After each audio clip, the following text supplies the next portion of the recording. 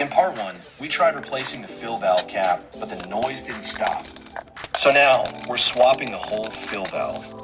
First, shut off the water supply and flush the tank to drain it.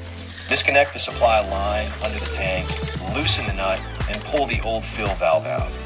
Drop the new valve in place, hand tighten the lock nut, and reconnect the supply line.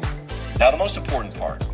Adjust the fill valve so the water level is about ½ an inch above the overflow tube, just like the manufacturer instructs.